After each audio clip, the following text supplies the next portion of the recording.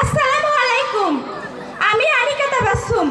আমি মেডিকেল কলেজের একজন ছাত্রী। বর্তমানে বাংলাদেশে কোভিড-19 এর মতো আরো একটি ভাইরাসের প্রকোপ দেখা দিয়েছে। আমাদের সেই ভাইরাসটি যাতে মহামারী আকারে রূপ না নিতে পারে সেক্ষেত্রে আমাদের কিছু স্বাস্থ্যবিধি মেনে চলতে হবে। আমি সেই স্বাস্থ্যবিধির গুরুত্বপূর্ণ কয়েকটা স্টেপ আমি তুলে ধরার চেষ্টা করছি।